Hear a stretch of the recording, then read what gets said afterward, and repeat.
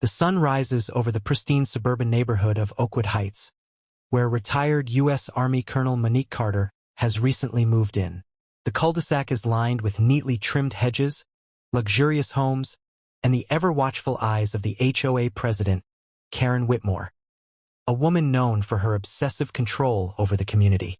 Monique, a decorated officer with over 2 decades of service, enjoys the quiet morning, sipping her coffee on her porch.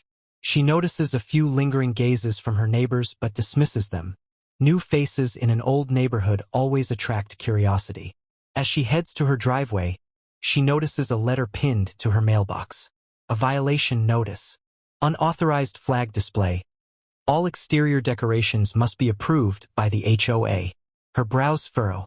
She looks up at her front porch, where the American flag hangs proudly.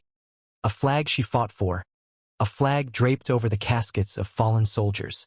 She exhales, shaking her head. This must be a misunderstanding. Across the street, Karen watches from her pristine, white-columned house, a smirk curling at the edges of her lips. The next morning, Monique finds another notice.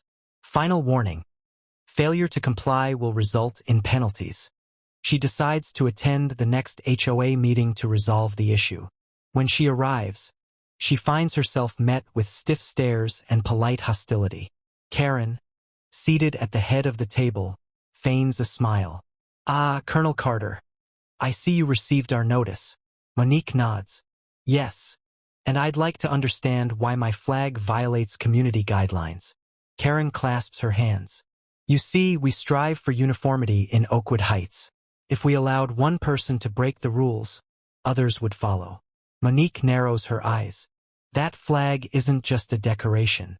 It's a symbol of my service. My right to display it is protected by federal law." Karen scoffs. "I'm sure we can find a compromise. Perhaps a smaller version? Something less prominent." Monique doesn't respond. She simply rises, locking eyes with Karen before walking out.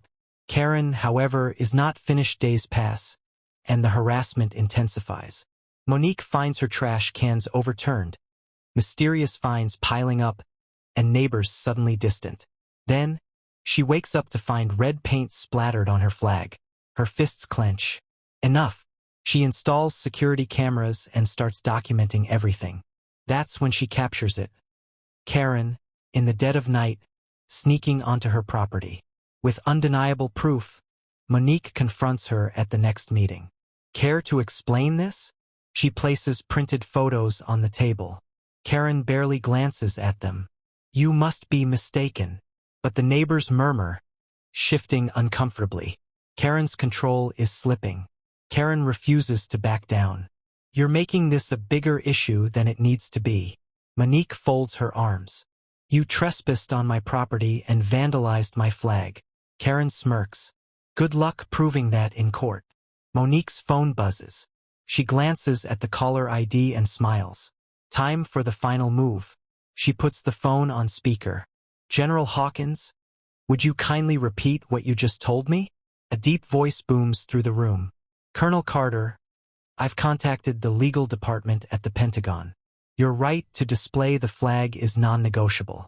Anyone infringing on that is in violation of federal law." Karen's smirk fades. "Wait, what?" The room falls silent. Karen stammers. I didn't know."